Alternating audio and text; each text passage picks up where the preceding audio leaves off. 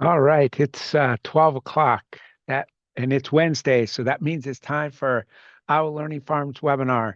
Um, Good afternoon, and I'm Matt Helmers with ISU and ISU Extension and Outreach, and really looking forward to introducing my colleague and friend. She's worked with the Iowa Learning Farms for a number of years. If I mess up and say Liz Jukums, it's only that I have known Liz since before she was well before she was married. And so sometimes I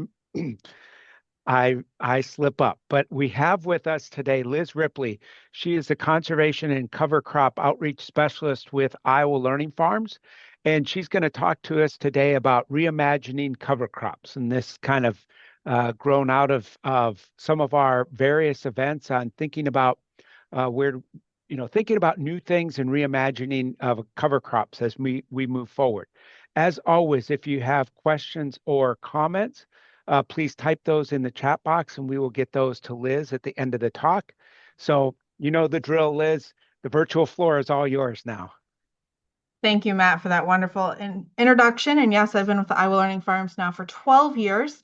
And I'm excited to be on this side of the webinar process here, sharing with you the results from our Reimagining Cover Crops evaluation work.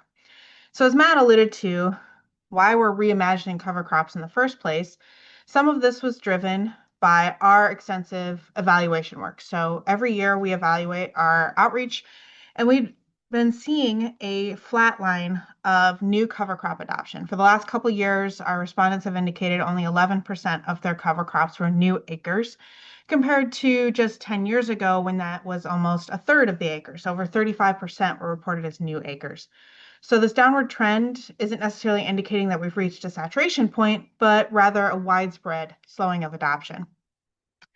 There's also evidence of pervasive disadoption, and if you'd like to learn a little bit more about that, I will direct you to our July 2nd webinar earlier this year, where we had Dr. Alejandro Plastina come on and talk about his work that's showing a slowing and losing momentum due to pervasive disadoption of cover crops and other conservation practices. We had also been hearing anecdotal evidence from our farmer partners and other farmers we've been engaging with that they were kind of bored hearing about cover crops. So our evaluation survey sought to quantify the sentiment and then also determine if there's different outreach approaches or resources that could help us put the pedal back down on cover crop adoption.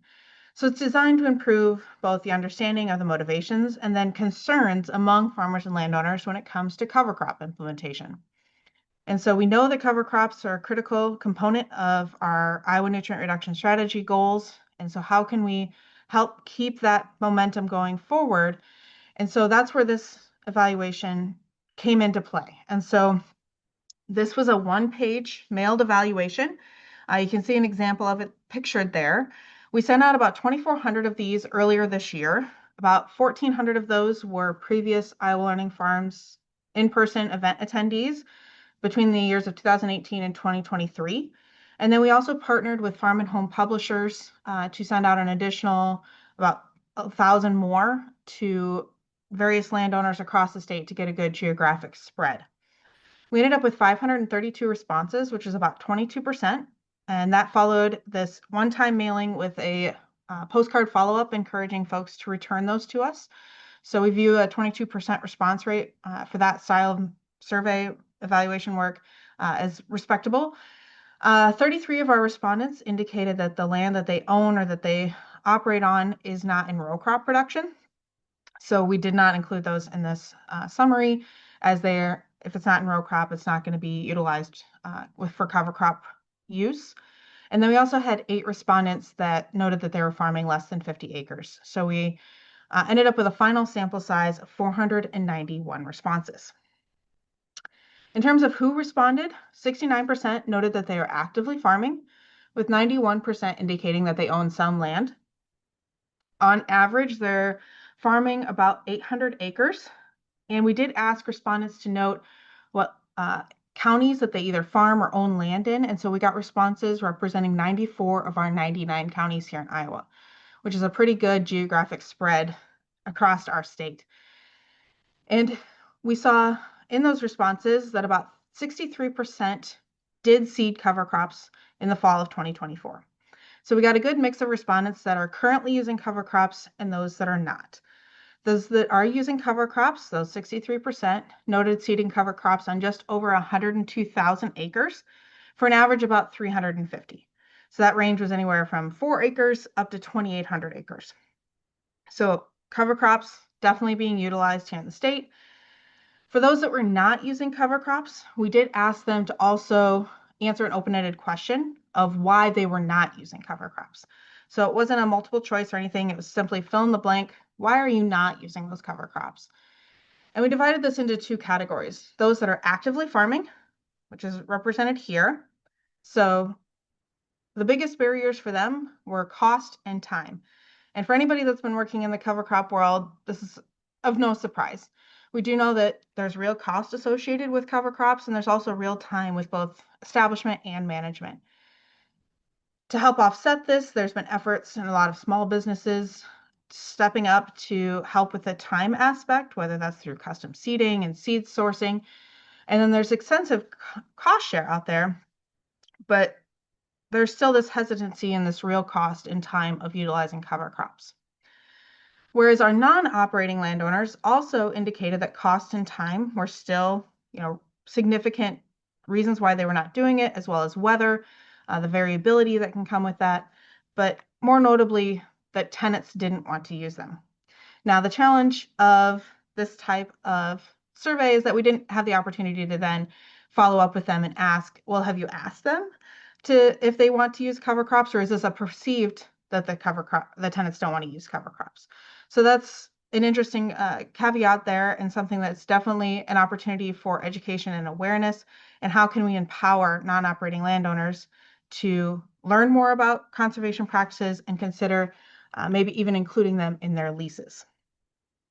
So we noted that part of this evaluation was driven by kind of boredom out of cover crops. We were hearing it from a few different folks. So we asked people to rank their interest in different topics related to cover crops.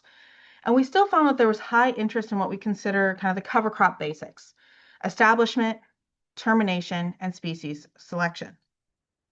So even if people have been longtime cover crop users, we know that there's year-to-year variability and weather implementation that can impact success when it comes to cover crops. So even those that are current cover crop users were still very interested in these three topics, as well as they look to tweak and find those best management practices as well. So there's been a lot of research and years of experience in growing corn and soybeans successfully, and comparatively less for cover crops. So that's still something that we will continue to include in our cover crop outreach and education, is on some of these basics, as well as advanced cover crop topics. And so the remaining ones included on this evaluation fell into beyond these cover crop basics. And so I want to share with you the findings of these advanced topics among those three categories: cover crop users, actively farming but not using cover crops, and non-operating landowners that also are not using cover crops. So as we look at the top interest topics in these advanced categories, soil health rose to the top. You can see that 94% of our respondents that are currently using cover crops are somewhat or very interested in the impacts of cover crops on soil health. And so that's definitely something that we need to be including in these conversations. How do cover crops impact soil health? What research is out there? What research can we be doing to measure some of these impacts? Additionally, topics that were high interest amongst cover crop users included nutrient cycling. So cover crops are great at taking up nutrients, holding onto them so they aren't lost from the system, but how readily available are those in the future as they decompose and return back to the system? Weed suppression is also growing in an interest topic. And I want to direct you to another one of our previous webinars just this year. It was April 16th. We had Dr. Wesley Everman talking about weed management planning and how cover crops can potentially fit into that as a weed management tool. As we're facing increasing herbicide resistance to a lot of our pervasive weeds, how can cover crops kind of help us navigate that, be an additional tool in the toolbox to counteract some of these weed resistance that we're seeing out there? There was also a significant interest in plant disease interactions. So the role of cover crops and plant disease for the corn and soybeans that follow. And additionally, carbon impacts. So how do cover crops change or impact the soil carbon? Now, amongst our actively farming non-cover crop users, we see similar topics of interest, but a little bit more variation on their interest level. So while soil health improvements are still the top interest, the pie looks a little bit different here. It's still 85% are somewhat or very interested, but more of the somewhat. So this can be a tool that maybe brings them in the door. How do we figure out how to really show the soil health improvements that can, maybe move the needle on our cover crop adoption? Additionally, they're interested in nutrient cycling, weed suppression, and those plant disease interactions. So we saw a lot of these same advanced topics filtered to the top amongst our different respondents. So if we take a look at our non-operating landowners, again, soil health improvements was their top. Again, 88% said they were somewhat or very interested. And this is also not super surprising. As landowners, the value of that soil is directly tied to its soil health, its ability to sustain life. So definitely looking at how can they protect and maybe improve the soil health of their land is definitely something that's of interest to non-operating landowners. Similar additional high topics of interest with nutrient cycling, weed suppression, our plant disease interactions and carbon impacts, but then also looking at drone seeding. So UAV technology, it's kind of new and novel in terms of its utilization in cover crop seeding. The ability to cover more acres more efficiently has grown exponentially in the last few years. So amongst our non-operating landowners, there seemed to be growing interest in that technology as well. So what filtered to the bottom were some things that were more location specific. So grazing and or forage potential was not of super high interest among our respondents. And whether you have cattle or not, or other ruminant animal that can graze, is directly tied to your interest level in utilizing cover crops for grazing or forage. So we see that there's some interest, but not a lot in that. And similarly, when it comes to winter biomass crop harvesting for renewable energy, this would be harvesting potentially cereal rye, the biomass, to utilize in an anaerobic digestion system. And right now, those are location dependent. So we have one here in central Iowa and one in southeast Iowa. So there's not a lot of opportunities to participate in that market just yet. And so there's limited interest in that at the moment. We also asked our participants to identify additional topics. So we were limited on space, but we left an open-ended question where they could tell us about other things that they may be interested in around cover crops.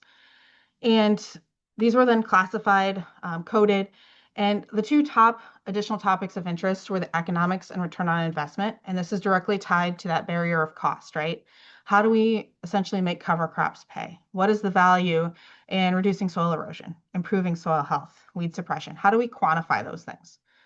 How do they offset the cost of seeding and termination?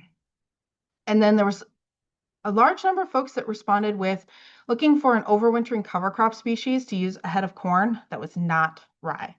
So finding that particular species that's going to do well here with our corn and soybeans to survive the winter, but then not be rye. So if there's any plant breeders out there or folks that are playing around with that, I hope you join in on the conversation here in just a moment. So as we take a larger look back at the results of this evaluation and looking at some of our conclusions and recommendations that we outlined in the larger report, is that we know that cover crop knowledge seems to be widespread. We had good geographic spread. Interest is still high. We got a lot of responses from folks, but we see that implementation is stalling. So how can we move that needle? And that starts with possibly these causes for slowing adoption or reluctance on this.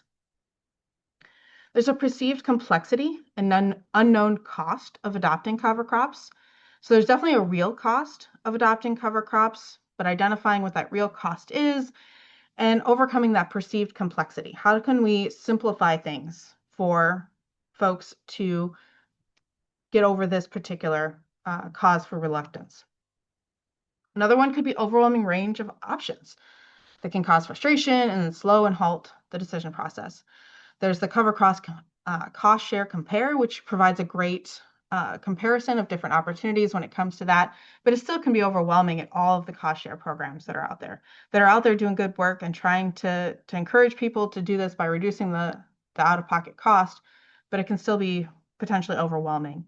And if we think like in Iowa, we're suitable in the Midwest Cover Crop Selector tool. There's 42 species listed there, but that's a lot to choose from. And especially as you're just getting started, that can be really overwhelming. So how can we simplify this and set people up for the best success they can? Because we know that early success in cover crop adoption does help with long-term continuance of the practice.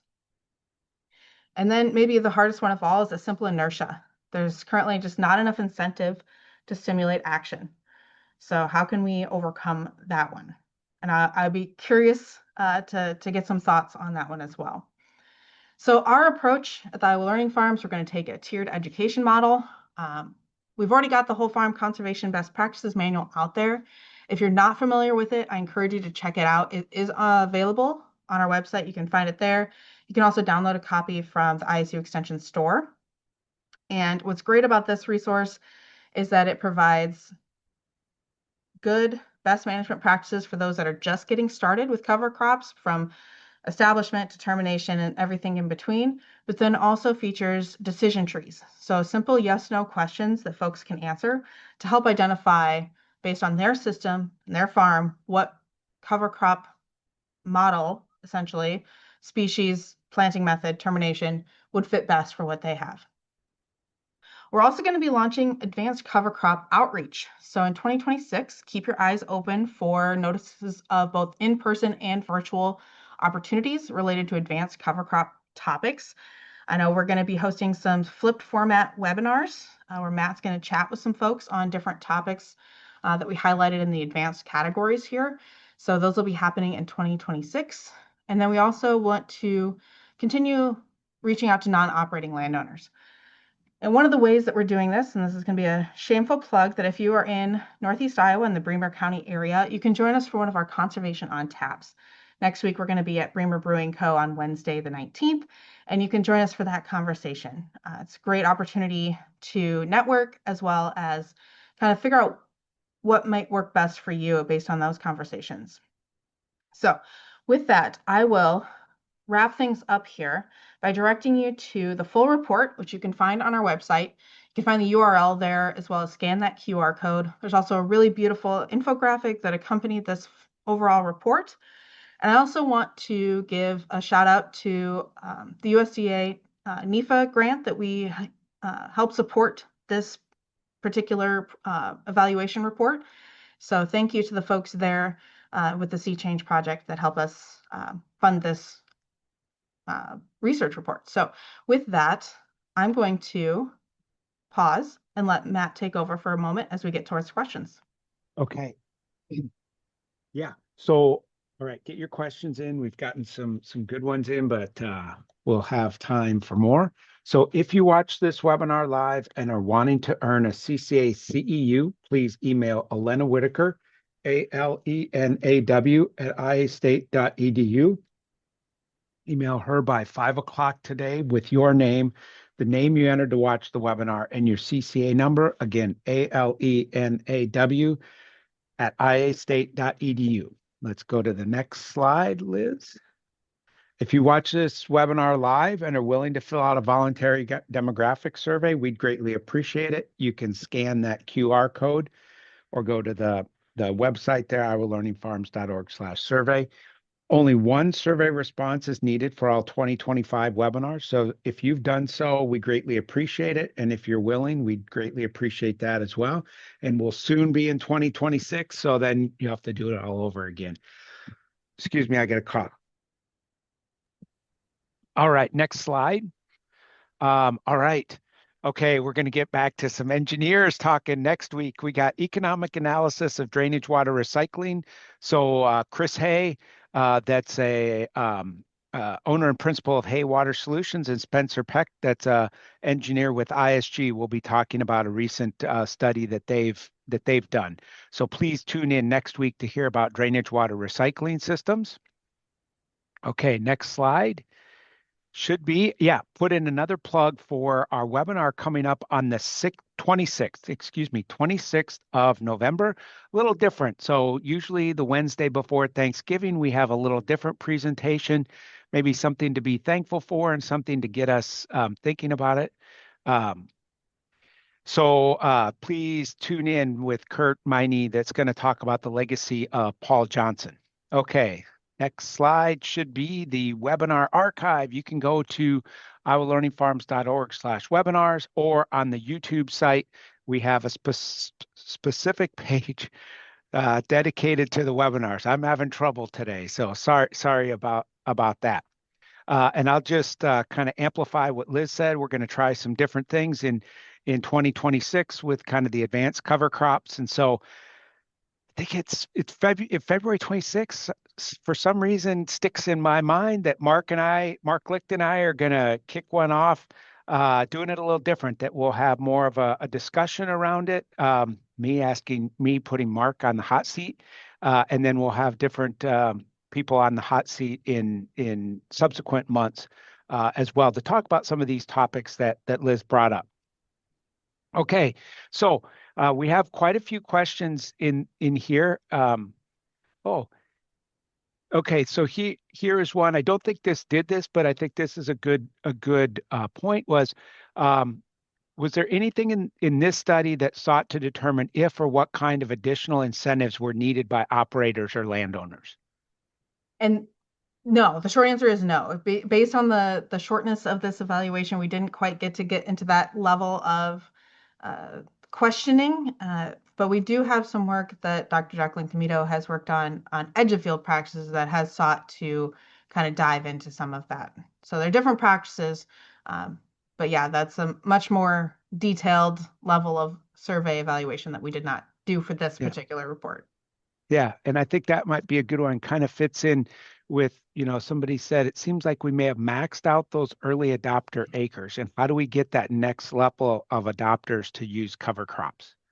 Absolutely. And that's what we're challenged with, right? So that's what we're trying out by switching up the format of some of these webinars, focusing on some advanced cover crop topics. So what can we do to at least get them in the door? Because our evaluation reports and survey data indicate that the more people take the opportunity to participate in field days and learn more about these different conservation practices, the more likely they are to adopt them. So our first challenge is getting folks in the door and getting that conversation started, and then encouraging them to continue to learn more and get that practice actually out in the landscape.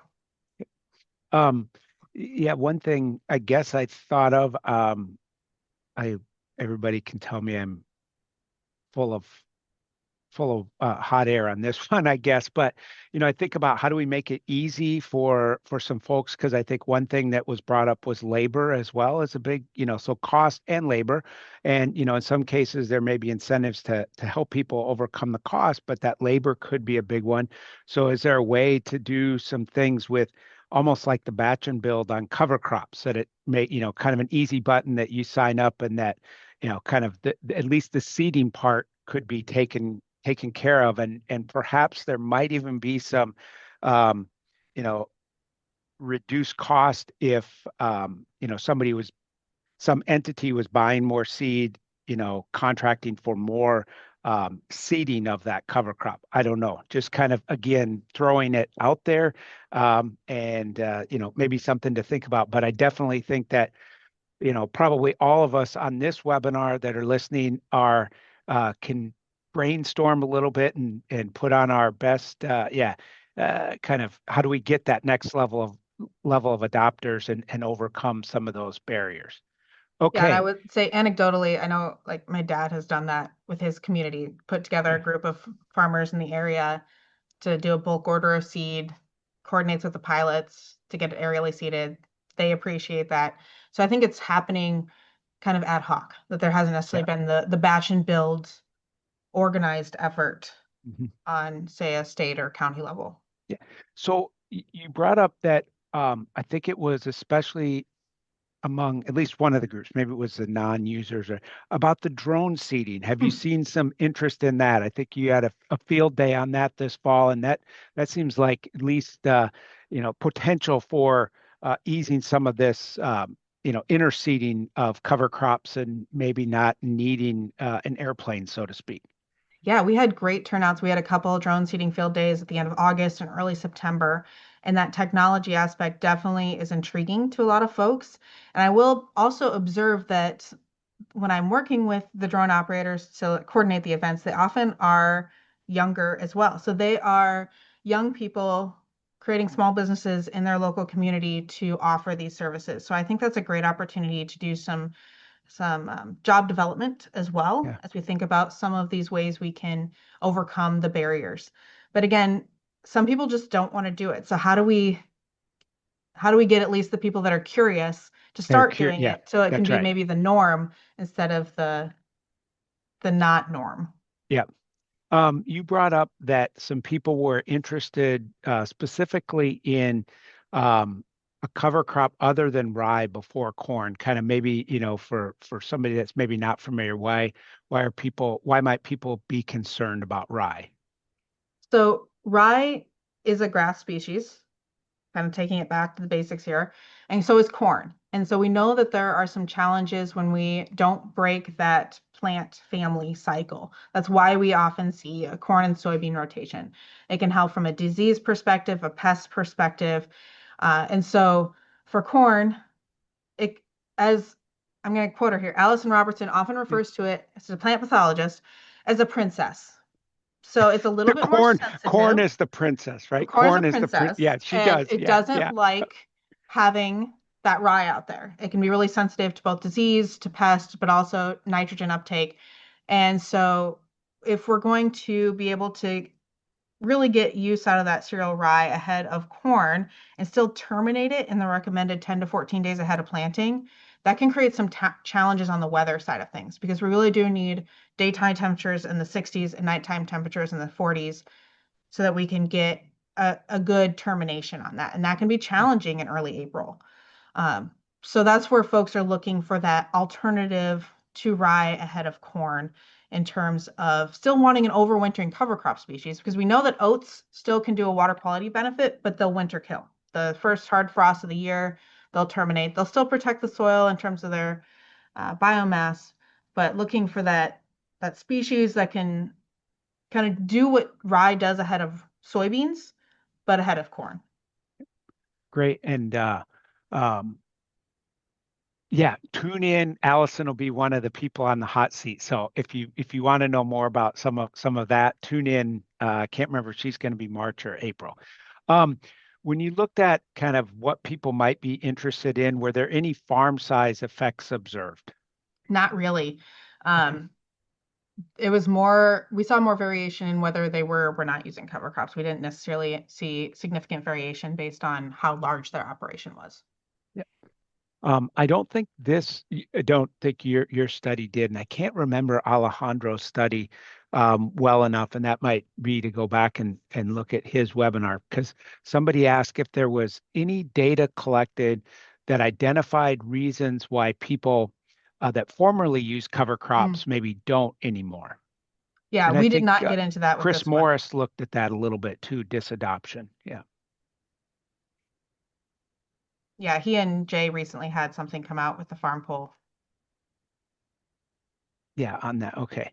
Um, one of the- one somebody brought up could field demonstrations sponsored by local FFA or seed companies be offered by local farmers to allow other producers to see results and to give feedback on these issues regarding expansion of use. I think that's a great idea. I know Iowa Cover Crop has been offering free seed to FFA plots to be Okay. able to do that. I can't remember how much seed they can get, but that is a great opportunity to both demonstrate and provide a learning opportunity within those FFA field plots. So I'm definitely in favor of that. Um, but I know having worked in with and for FFA advisors, they can be stretched thin. So Yeah. how do we balance that as well? Yeah, maybe local partnerships with agronomist in the area or some maybe local partnership with some of our conservation agronomists perhaps. But that definitely could be a way to get people at that young age kind of in tune with cover crops. Yeah, I Definitely had a see that. student yesterday at actually Ames Middle School tell me that one of the things we can do to protect soil is use cover crops. So yes, definitely getting out there and starting that conversation young could be a good factor as well. Yeah. Okay. Um, there's another one here. Do you know of any resources for tenants to start conversations? I guess any resources for tenants or landowners to start conversations with one or the other?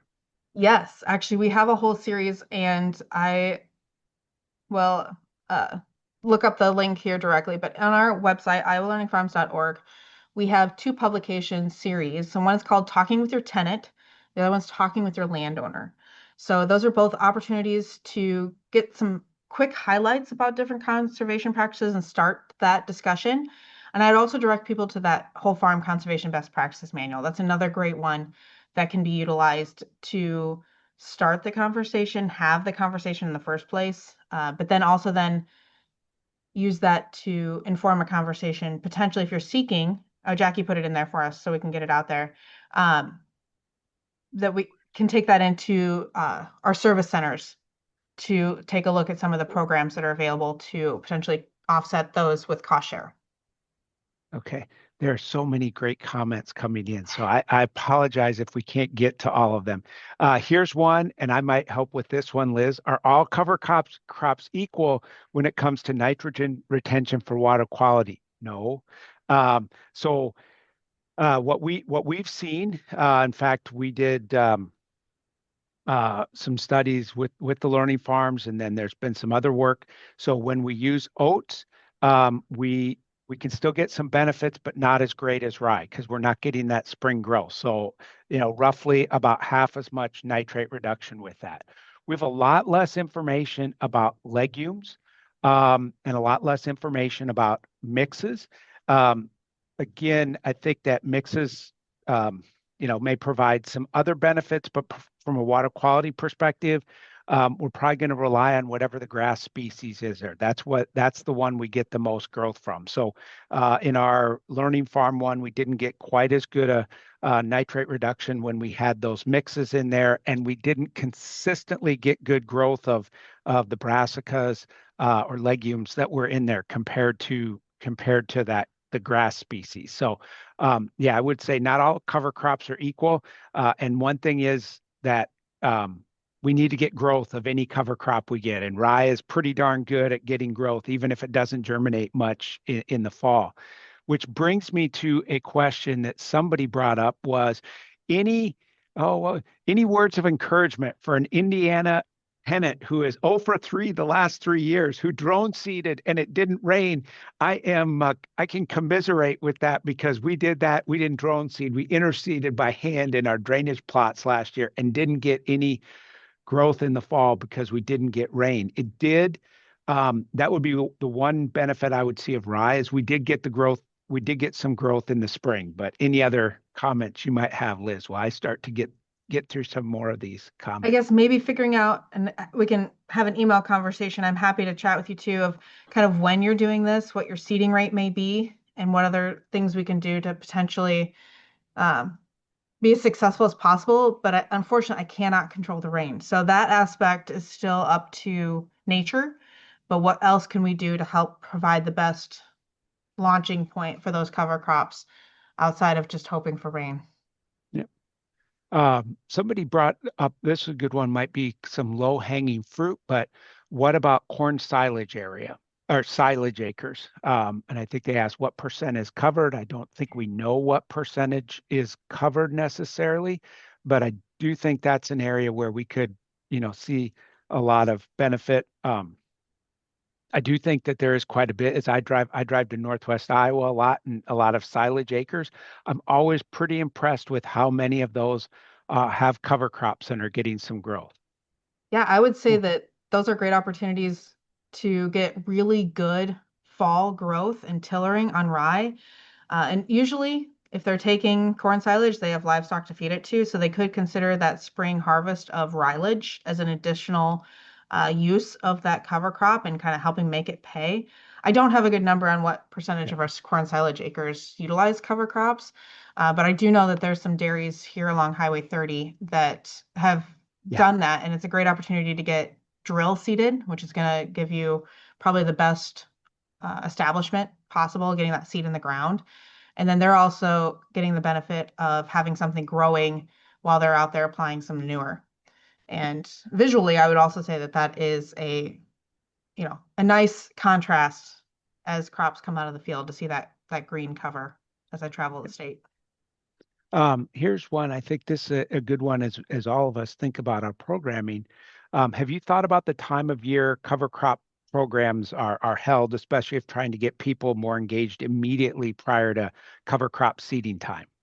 Yeah, so typically I like to focus my cover crop in-person events in particular in that late August, mid-August to late August, early September, um, to really get the seeding side of things. You probably should be getting your seed ordered prior to that if you are looking to get it or seeded that early, but there'd still be time to consider post-harvest seeding at that point.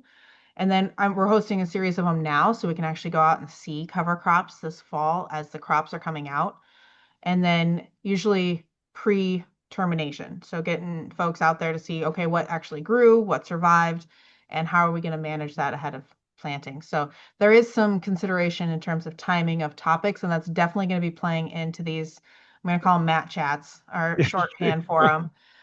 We're going to be timing the topics and speakers based on what's coming up. Well, what do we need to be preparing Yeah. for? So setting the stage with Mark and then trying to get people dates locked in to hit on timely topics related to cover crops.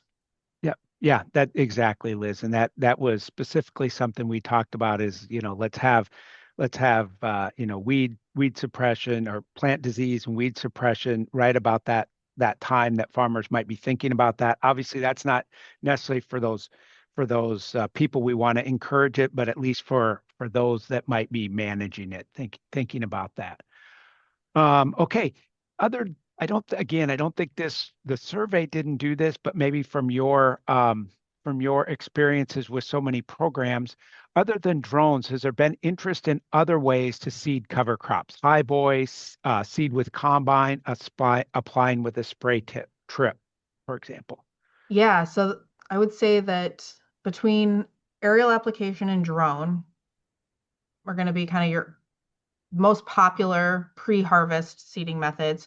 There is interest in highboy, and I will say that Polk County and Heartland and Des Moines Waterworks have partnered on a purchase of a highboy interseeder. So if you're in the Polk County area for next year, you can coordinate getting that lined up to get it seeded early. There's trade-offs for both of those in terms of when you're getting them seeded, seed hang up, you have to go at a higher rate compared to drilling. And I would say after drilling, the next more common one I would hear about is more of a broadcast with a light tillage incorporation is what I see Mhm. more often.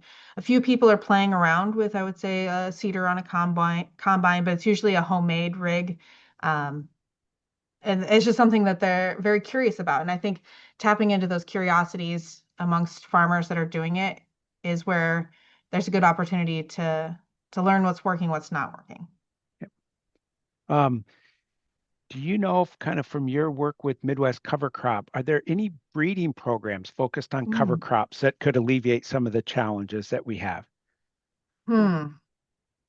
Not so much on the breeding. I know folks are looking at winter camelina as a Oh yeah, possibility of an alternative to rye that overwinters. Um, but it's a little more finicky because we want to have good fall growth, that it's going to be large enough to overwinter, but not so much that it starts to bolt because then it'll winter kill. But if it's not big enough, then and we don't get a good snowfall to protect it, it's vulnerable to dying. So that's right. um, I'm not aware of currently any um, breeding that's being done so much on alleviating the challenges so much as potential more from a small grains perspective. Can Okay. we get them to um, There stand is, better, put on more yield? And it looks like someone just put in yep, that that someone's there's doing a a variety project. Yep, the National Cover Crop Variety Project at the University of Missouri Center for Regenerative Agriculture. Thank you. Um, there's one here, heard a presentation where the seed was mixed with hog manure that was sold to farmers. Have you any experience with that? I'm not, but I know that Dan was on here earlier, if he's not still. Yeah, Uh, yeah, but Dan Anderson is has I think the has worked with the producer too that's done this, and I think there's great potential for incorporating cover crops with some of our manures. Um, Especially if we're putting that manure out pretty early, the cover crop might help us reduce that risk of nitrate loss. So I think that could be an area that we might be able to have some more focused education on what we could do in that space, and maybe, getting creative in how we can incorporate cover crops more with our manure application. for sure. Uh, Yeah. Somebody brought up that there's that DMAC Farm in Adel has been doing some roller crimping, and they've seen some yield bump in soybean where they had roller crimped that rye. So eh, another person said they reseed pastures by mixing the seed and spreading dry pack manure. So great to hear about some of the these various aspects. Um, Another person indicated, and again, I don't think this survey did, but maybe bringing it up because I think this could be important for, other cover crop surveys that are done. Did the survey indicate anything about the role crop advisors, um, about the role crop advisors and their attitude toward cover crops? Yeah, and I'm glad that someone else went and pulled the link for me because the most recent SARE Managing Cover Crops Profitability survey did. And it showed Okay. a correlation between cover crop adoption amongst clients is significantly higher when the uh, crop advisor also uses cover crops. So if you have a crop advisor that also farms on the side and they use cover crops, it's more likely that their clients are going to use cover crops. So that's definitely an opportunity um, to reach folks as well, because we know that that's definitely a resource farmers and landowners turn to for how they're going to manage their crop systems.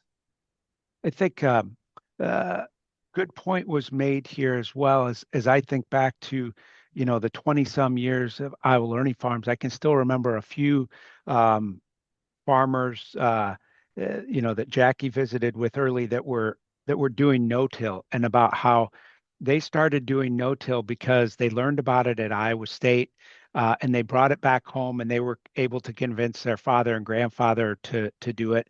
Um, and I think that's an area I think education is important at Iowa State as well as our community colleges and anywhere else on bringing up this idea of cover crops and the importance of it for helping us with soil erosion and nutrient loss, and trying to educate that next generation. And that kind of also gets back to thinking about this, FFA, or the potential for maybe the local agronomists working with FFA on some of this as well.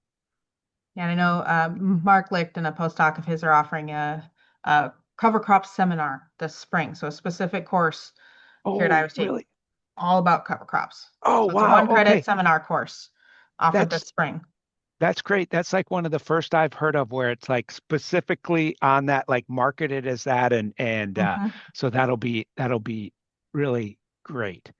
Um, I think that gets at most of our questions in there. And so you should be able, oh,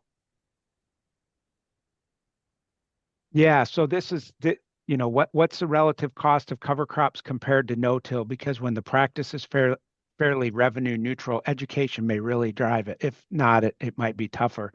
I think there's definitely some truth, definitely truth in that. Yep. Um, and then somebody brought up the potential working with farm management firms, teaching them to educate owners on cover crops and bridging that learning gap. And that's one of the things I'm going to be working on this year is kind of building and establishing those relationships. We've got great support from many of our farm management firms attending field days that we've hosted, but then kind of taking a step further, what can we do to directly work with them and their clients to help, especially for our non-operating landowners? And somebody brought up that the University of Missouri also has a short course, regenerative ag program has a cover crop short course. Um, I guess I'm also a big advocate. Like there needs to be so many touch points in the educational system, like, like kind of at every opportunity. Even as we think about, I, again, I thought of something off the top of my head. It may not be good at all, but thinking about some of our livestock folks, making sure that in their undergraduate program, as they think about if they're involved with the livestock industry that needs forage, that they have a good understanding of cover crops and where cover crops might work. And I think Iowa State's better position now. Mm. it the Now with Shelby Gruss to think about some of the forages and things. So I think that real good opportunity. And Andy, yeah, we got it. ISU Agronomy is kicking it off this spring. Talk by Mark Licht on the cover crop seminar. And you So don't have to be an agronomy student to do it. So oh, if you awesome. know Okay. anyone. Ooh, actually, okay. I should know this, but now my students are going to get a little plug to do that. So, um, Liz, thank you so much. I think it gives all of us some to think about, and I think there are a lot of resources in the chat box there that you can go read to your heart's content and finding out more information. I think that in many ways this is the start of a dialogue, and on all of us to think about how we reach some of those beyond the early adopters, and also think about how we might reduce the cost of some of this as well, and in where that's a barrier. It may not always be a barrier. Again, if you need a CCA CEU, please email Alena Whitaker, ALENAW at iastate.edu.